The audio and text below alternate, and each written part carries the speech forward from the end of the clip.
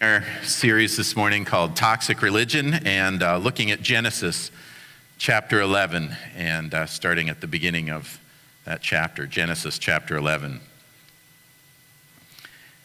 At one time, all the people of the world spoke the same language and used the same words. As the people migrated to the east, they found a plain in the land of Babylonia, Hebrew Shinar, and settled there. They began saying to each other, "Let's make bricks and harden them with fire." In this region, bricks were used instead of stone, and tar was used for mortar. Then they said, "Come, let's build a great city for ourselves and a tower that reaches into the sky. This will make us famous and keep us from being scattered all over the world." But the Lord came down to look at the city and the tower and the people were building.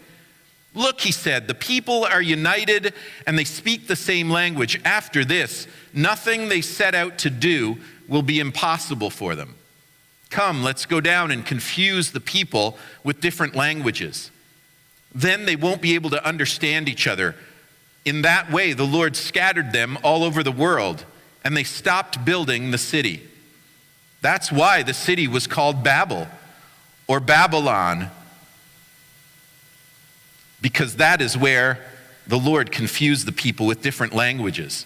In this way, he scattered them all over the world." So if I had to boil the sermon down this morning to one word, it would be Jenga. Can I get a volunteer who's ever played Jenga before to help me a little bit? Abby, would you do it? I know your mom kind of got you into that. I'll give you an opportunity at some point to get even with her. So you're probably going to want to come up here, and can you do about 10 moves of Jenga to just show them how you play? So if anybody hasn't played Jenga, has everybody played Jenga? Okay, there's maybe a few who haven't. So Jenga is basically wood blocks. You pay like $20 for the small set, and this is a giant one that Sharon Nikolai lent me. But it works the same, so keep going. Just do 10 moves. Don't worry about the fact that I'm talking. So you kind of take blocks out of the bottom, and each time you put the one block up, and then the next person takes one out, and they put one up, and you got to pull them out gingerly so that the tower doesn't fall. You can just put those up top first, and then she's hardcore. She took 2 off the same level. That's like the Jenga master move. So why Jenga? Why do I say it's Jenga? You can go ahead and ask. Why Jenga? I'm glad you asked. So you take the blocks, you put them up, and that's how you play. But Jenga really can kind of be a metaphor for life, can't it? It's something that really parallels a lot of the things that happen in our lives. We're always trying to build something, always trying to make something of our lives. We try to build a little higher, do a little better, try to make something of our lives. Maybe it's in our career, maybe in our hobbies. There's goals we set and things we go after, and we're trying to get somewhere with everything. But just like life, there's limited resources, right? Like there's only so many blocks there. That's looking dangerous enough. I'm getting scared. Okay, we should stop now. Thank you, Abby.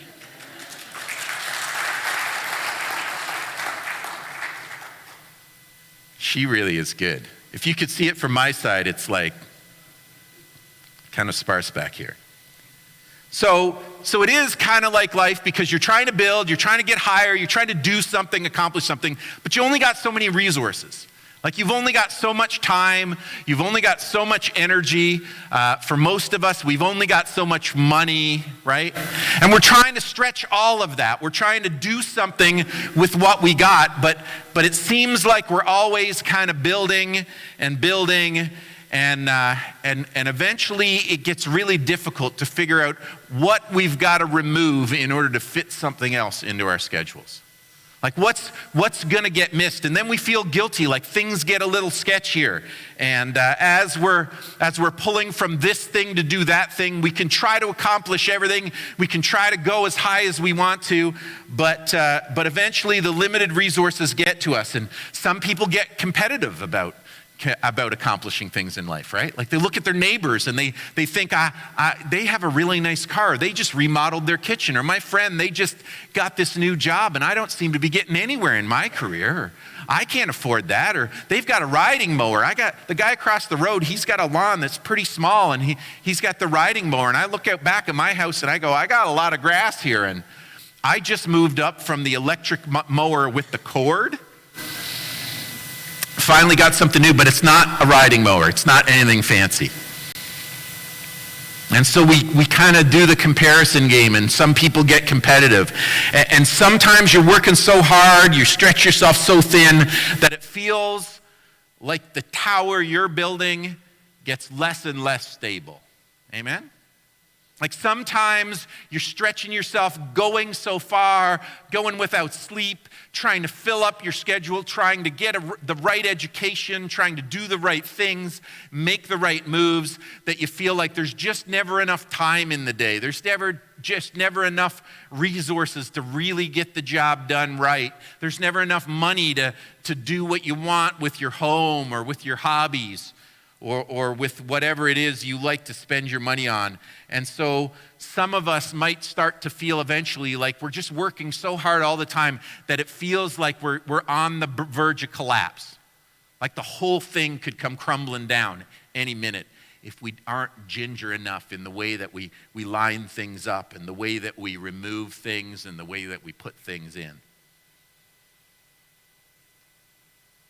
And so in our story, there's a tower too, right? And they're coming across and traveling east, it says. East, if you look back to Genesis chapter 1 and you read the story there, and when Adam and Eve are kind of booted out of the Garden of Eden, you remember they start to walk east, right? Because they put a guard, an angel at the eastern gate of Eden to block them from coming back. And so they're moving further and further from where they started in Eden. They'd been so close to God. They'd walked with God and they'd felt close to him. In the cool of the day, God would come down and talk to them like a friend talks to a friend. But they're getting further and further away from that. They're just migrating east. And as the people are traveling, they get to this new region, and they're far enough away from Israel that things are different there. And so they stop at a place called Shinar, it's called in Hebrew, and that's what it is in the original language. But they settle around Shinar, and Shinar's where Babylonia later would be. And so the author tells us it's kind of in that land that one day would be called Babylonia. It's called Shinar in the Hebrew. But they get to this place that's so far away that it's not the same as Israel. In Israel, they built with stones. And they put mortar between the stones and they built their houses that way. But here, there's no stones. And if they were to try to build a stone house, they'd have to trek their stones in from places like Israel that are too far to travel there, and it would get really, really expensive. And so if they're going to build anything, they've got to come up with some new technology, and so mankind kind of adapted in that area, and they learned how to build bricks, and so they built kind of things with just kind of mud bricks, but then when they built for fancy stuff like this that they wanted to last, they learned how to fire bricks in a kiln, so they were a little harder and they could handle the elements, and they would have built things like in that way. And so in our story, they build a city and a tower. And cities weren't places they lived in. They would live on the plains, but the city would be where you'd go for resources. So they'd gather resources in there, and that's where you'd go to shop for things. And that's where you'd go to gather with the rest of the people from the different parts of the plains. And it was always kind of built around a temple, and the temple usually had a tower.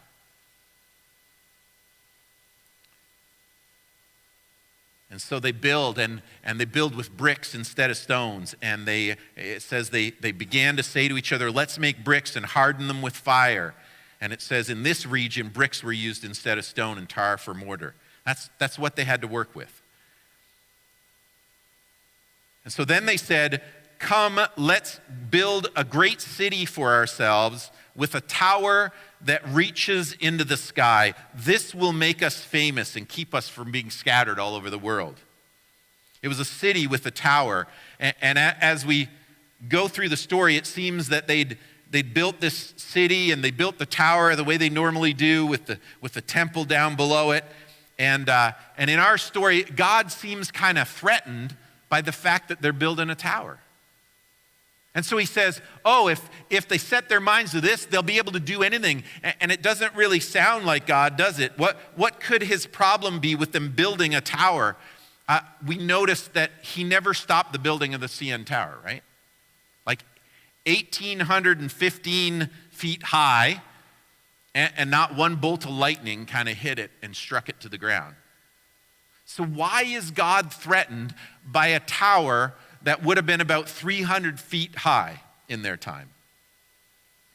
It's almost like in the story, it almost sounds like, well, heaven is just high enough that if they build the tower just right, they'll be able to make it into heaven and they'll be able to take over, and God's kind of worried they're going to be able to storm the gates or something. But that doesn't sound like our God, does it? So what is God's problem with this tower? See, in this area, they build the cities and their temples, and the temples were the ones that had a certain kind of tower. They had this kind of tower, a ziggurat. And it was built kind of like a pyramid shape, although it wasn't hollow on the inside like the pyramids in Egypt. Like there was nothing that they were using the inside of the tower for. It just would have been those mud bricks and then the fired bricks on the outside. And they gathered together and they built it up to the sky. And they had these staircases that went around them so that you could climb all the way to the top of the tower. And as scholars have looked at it, it's also believed that their religion, kind of what they taught people was that not only could you climb up, but it gave God a way to come down. And so their gods that they saw as being up there somewhere could come to the top of the tower, and they could walk down and they could find their way to the temple. And in the temple, they could provide them with offerings of food and grain sacrifices and things like that. They could provide what the God was looking for, all the resources the God needed, and then the God would be happy with them, and the God would do what they wanted him to do. I mean, it sounds like a way to go if that's how it works with God. And so they could give God a way to be served food and other resources, and then he might feel indebted to them and to the people, and they'd get what they want from him in return. See, the people that were building this tower, they wanted what they wanted. And they saw their religion as a way to get what they wanted. It was a means to an end. If you build one of these towers and you got your temple just down below that, you can do things in a certain way so that you can get what you want. And so they build it basically to manipulate God. They build it so that they can say to God, here's what we'd like in return. And that God would respond by saying, well, it's only fair. Here you go.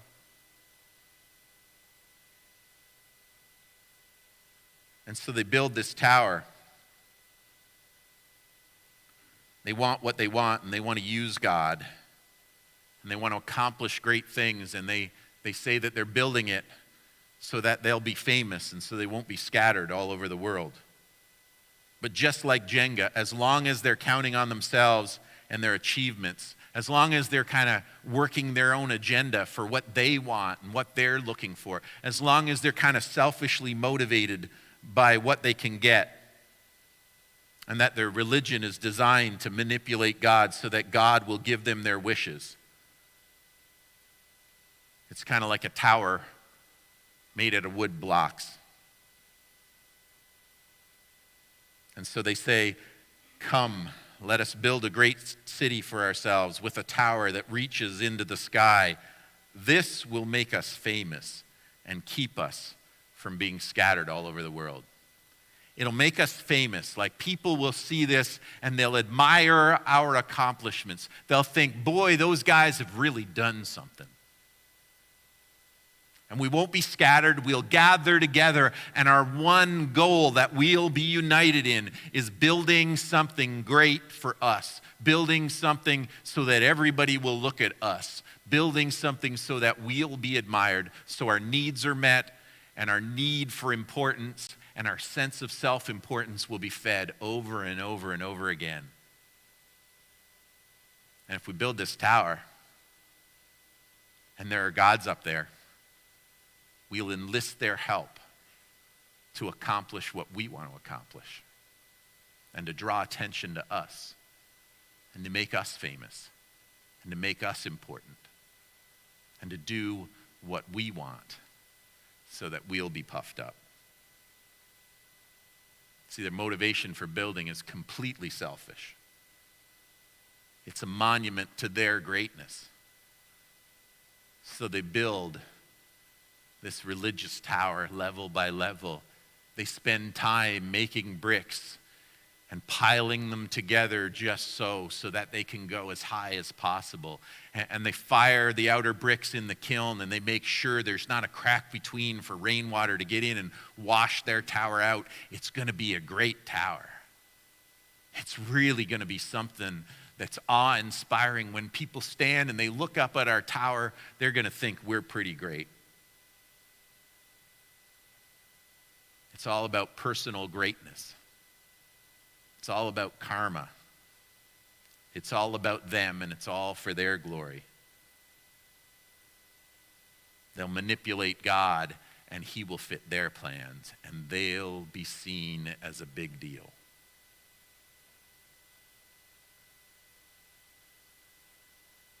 But just like Jenga, the higher they build, and the more ambitiously they go after their own plan and their own selfishness and their own desires and their own agenda, the less and less it really has anything to do with God. Not the God that we know, not the real God who created the heavens and the earth and pours out his blessings on mankind, but whose glory is magnificent and who deserves every word of our praise because it's him that deserves the glory and not us human beings. It's his agenda that should drive our lives and point us in the right direction and make us decide that every footstep should be where he wants it to be and where he wants to lead us. So they build this monument to their greatness.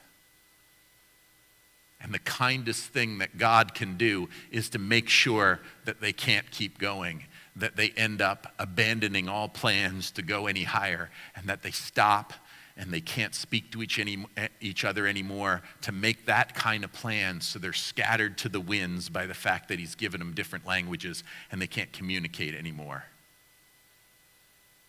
And God isn't jealous of their accomplishment.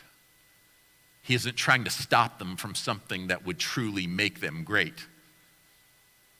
He just knows that if they focus on themselves, they will destroy everything that's good and pure about human beings.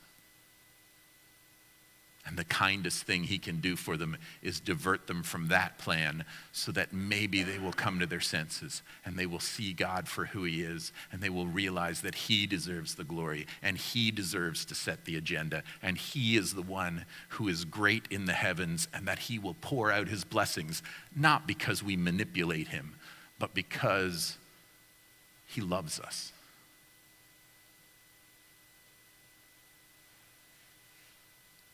And the thing is, if we may not be tempted to build a tower in our communities, we may not be tempted to do the religious version of Jenga in the sense that we're going to build a ziggurat out back and try to get as high as possible. We're not that naive, but sometimes we are naive enough to think that we can ask God for what we want and we can tell him all the things we've done for him. God, I've gone to that church for 25 years, and I've been faithful, and I've given to that church. I've given lots of money, and I've done this, and I've done that, and nobody seems to be paying attention, and nobody's giving me the credit that I'm due. And God, don't I deserve a little recognition? And don't I deserve a little pat on the back? And boy, people aren't noticing me for all the great things I'm doing for you and your kingdom. And we can start to make even our religion about us and about what we like and what we think we need and what will make us feel good about ourselves and make us feel more secure and make us feel more like we're worth something.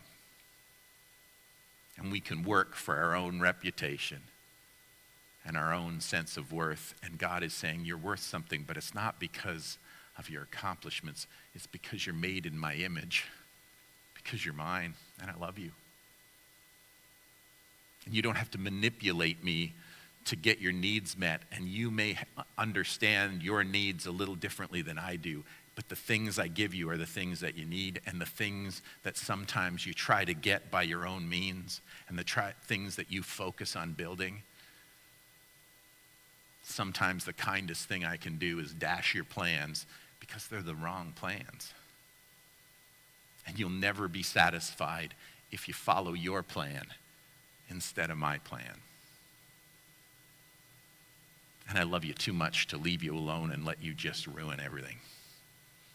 Sometimes he steps in, and sometimes he challenges us in ways that feel overwhelming, but in the end, force us to focus on him. They drive us to our knees, but your knees are kind of the safest place you can be.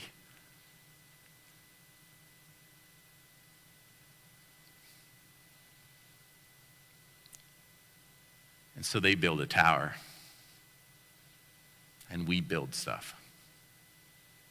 But you have the choice to decide whether you're just going to build what you want to build and ask God to bless it. Ask God to get involved and give you what you think you need to accomplish what you're trying to accomplish. Or you can ask him what he wants next. What he wants to give you and what he wants to do in you and for you and what he wants you to do with the resources that he's provided to you. So that you can build a life that is stable. A life that won't run out of resources and feel like it's teetering on the edge, because everything that God calls you to do and everything that God calls you to build, he will provide every single resource to make it rock solid.